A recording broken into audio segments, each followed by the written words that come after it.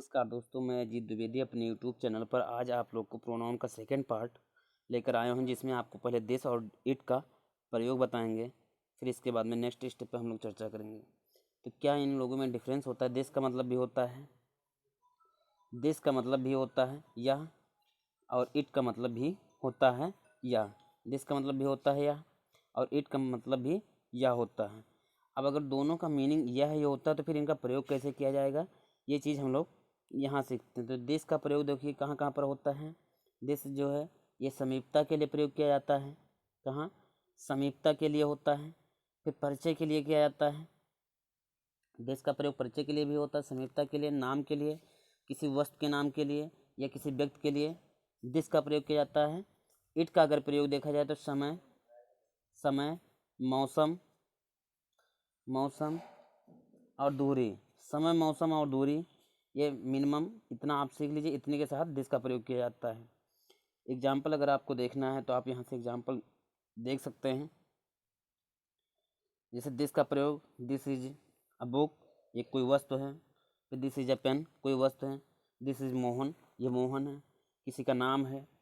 फिर अगला एग्जाम्पल दे सकते हैं कि दिस इज माई टेबल, ये समीपता को दर्शा रहा है।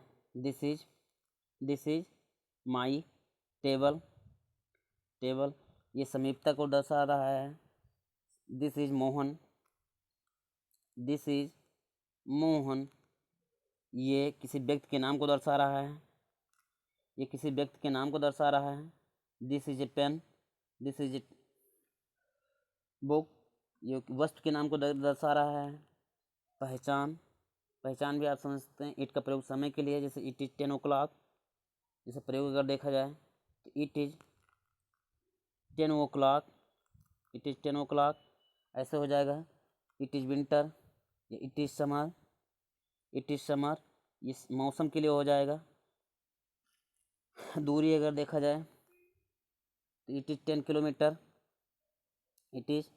किलोमीटर, ऐसे आप प्रयोग कर सकते हैं। तो यहाँ से आप ये सारी चीज़ें आप सीख सकते हैं। इसके बाद में अगर देखा जाए तो और इनका प्रयोग क्या होता है, और अगर इट का प्रयोग देखा जाए तो इट के बाद अगर नाउन का प्रयोग नहीं हो तो सबसे खास बात यहाँ पहचानने के लिए, जैसे इट का प्रयोग, नाउन का प्रयोग, मतलब इट के बाद अगर नाउन का प्रयोग नहीं हो, प्रोनाउन का प्रयोग होता है। अगर इट का प्रयोग नहीं हो, मतलब प्रयोग नहीं हो सकता, इट के बाद नाउन का प्रयोग नहीं हो सकता, किसका प्रयोग होता है? प्रोनाउन का। जैसे इट बुक इज माइन, ये गलत है। इट इज माई बुक, ऐसा होना चाहिए। इट बुक इज माइन, यानी इट के जस्ट बाद में हम नाउन का प्रयोग नहीं कर सकते, वो गलत माना जाएगा। इट बुक इज माइन, ये गलत माना जाएगा, लेकिन इट इज माई बुक ये करेक्ट है। जैसे दिस इज ए टेबल, ये ठीक है। जैसे दिस इज ए टेबल, ये अगर देखा जाए तो ठीक है, दिस इज ए टेबल। लेकिन दिस टेबल इज, सॉरी, ये तो दिस का प्रयोग है। इट का प्रयोग देखिए, जैसे इट इज टाइम के लिए हो रहा है, और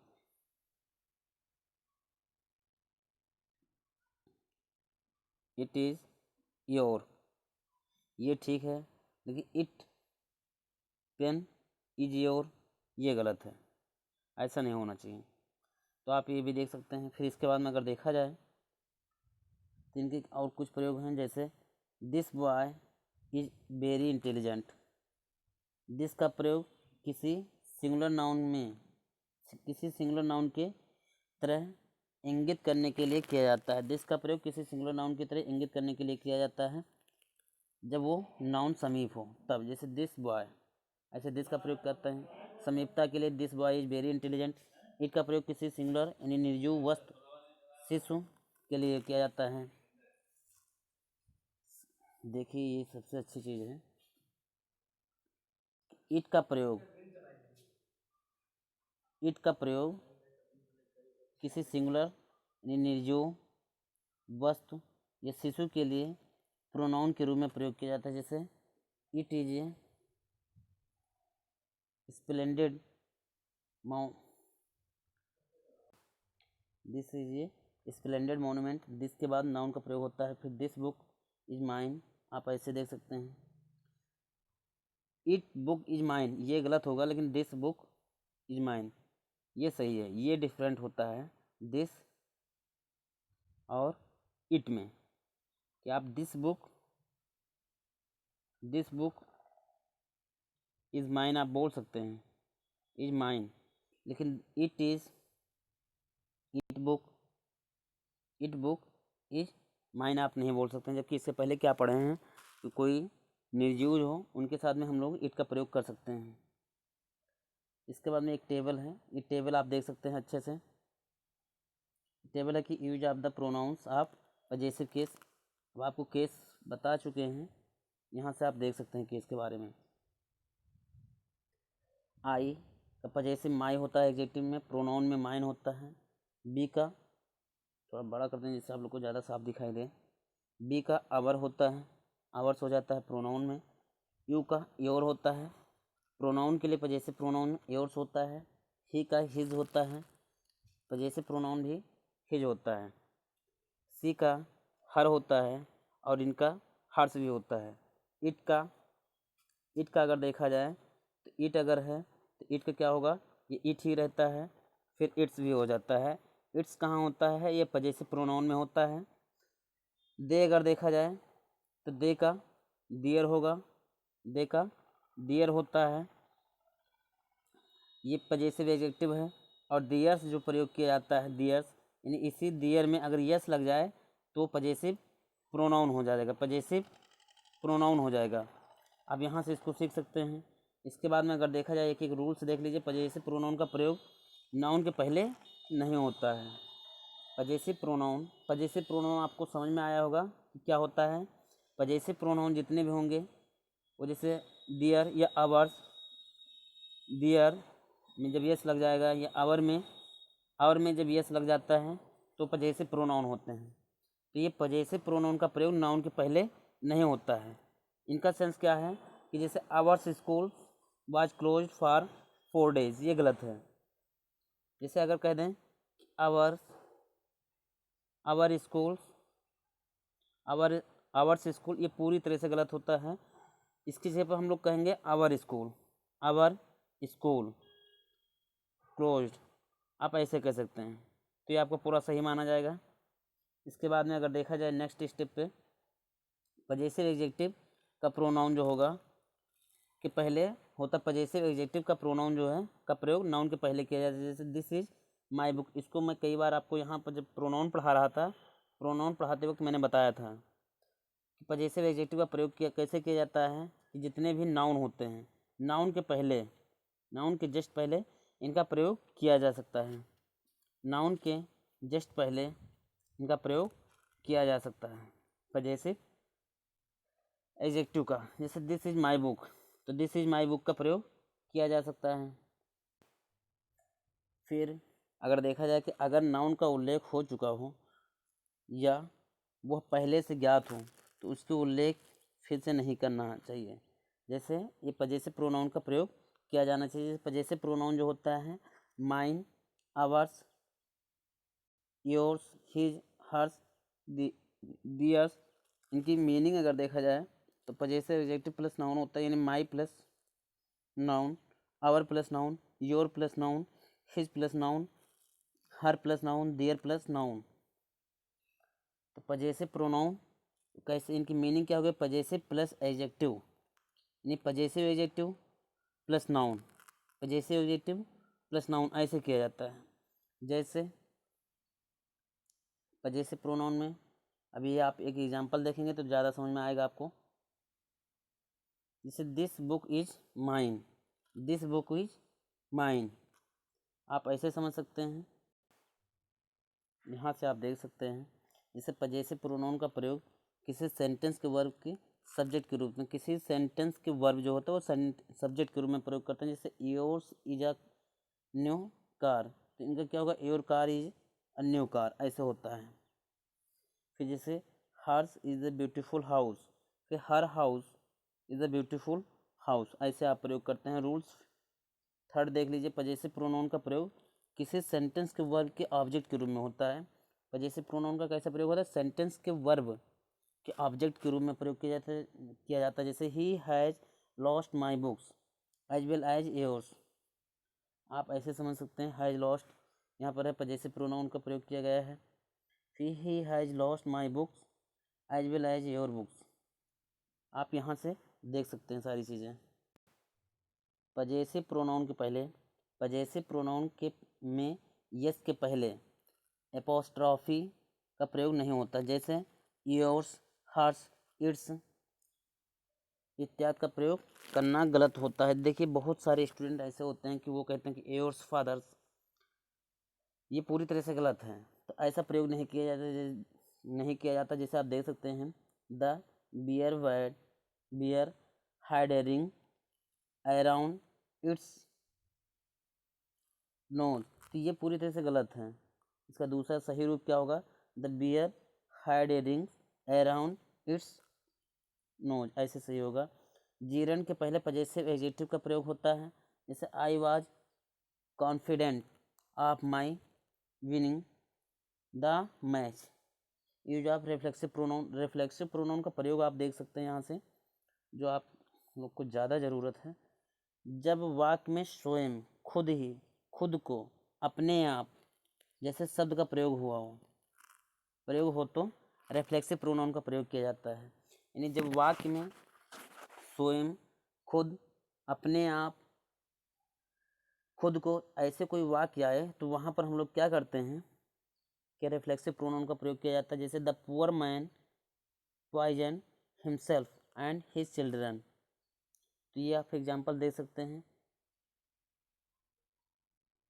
फिर कहाँ कहाँ पर प्रयोग किया जाता है? अगर मान लीजिए कोई प्रशंसाजनक कोई कार्य हो, व्यवहार हो, लाभ उठाना हो, फिर बेमन से ही स्वीकार कर लिया गया हो, ऐसे या मनोरंजन करना हो, रिजाइन यानी हथियार डाल देना हो, या हथियार डाल देना हो, ऐसे टाइम में जैसे बदला लेना हो, फिर काफ़ी मेहनत करना हो, अप्लाई यानी कोई ध्यान देना हो, फिर डालना एडाप्ट करना हो, एडजस्ट, प्राइज, अपसेंट, इंजॉय के बाद रिफ्लेक्सिव प्रोनाउन का प्रयोग किया जाता है। ये मोस्ट इंपॉर्टेंट है। अगर आप लोग चाहें तो इसका स्क्रीनशॉट ले लीजिए, क्योंकि अगर आप जब कभी कंपटीशन का पेपर दोगे या अगर कंपटीशन का दे रहे हो तो वहाँ पर इन्हीं सब टाइप के वाक्य आपको मिलेंगे।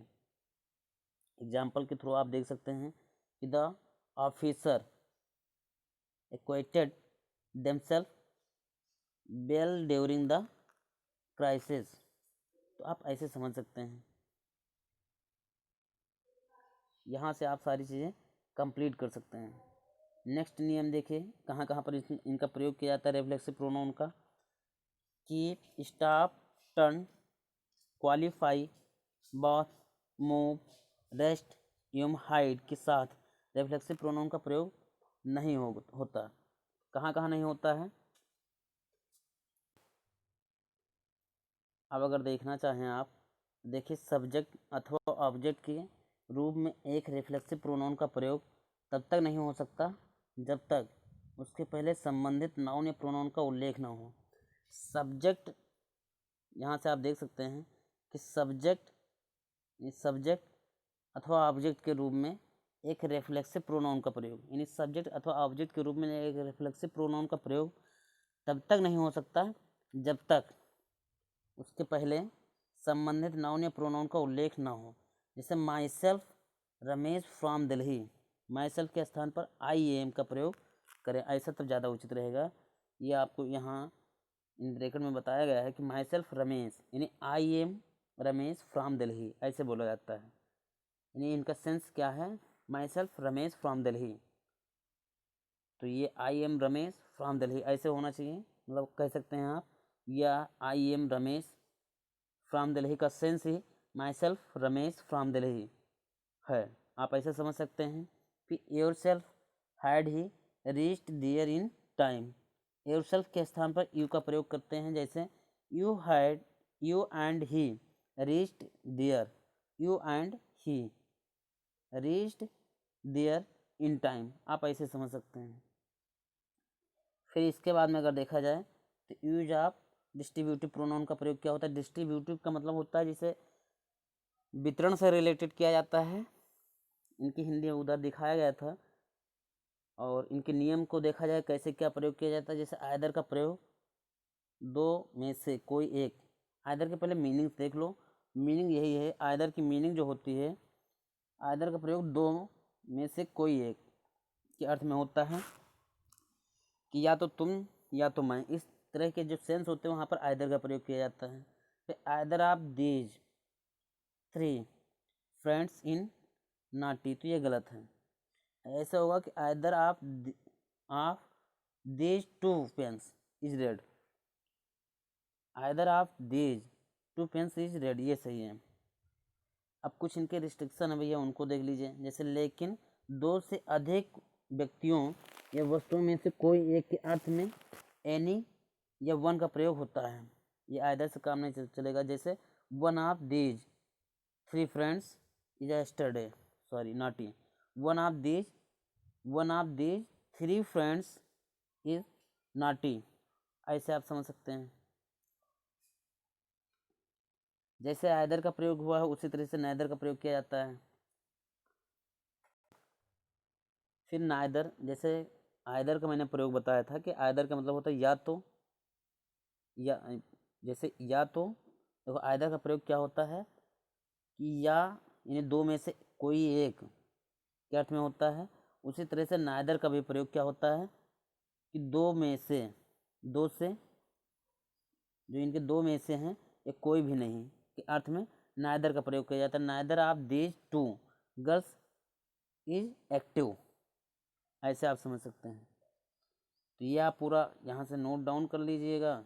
फिर use of reciprocal pronoun, reciprocal pronoun क्या होता है ये आप यहाँ से समझ सकते हैं। रेसिप्रोकल प्रोनाउन में दो वर्ड हैं। पहला वर्ड होता है ईच अदर, दूसरा होता है one another. Each other या वन एन अदर को रेसिप्रोकल प्रोनाउन कहते हैं। ये पारस्परिक संबंध को व्यक्त करते हैं। तो यहाँ से हम लोग कल डिस्कस कर लेंगे नेक्स्ट वीडियो पर, सारी चीज़ें यहाँ से पूरा क्लियर हो जाएगा आपको। तब तक के लिए धन्यवाद। आप चाहें तो इसको दूसरे को भी शेयर कर सकते हैं, सब्सक्राइब करवा सकते हैं। धन्यवाद।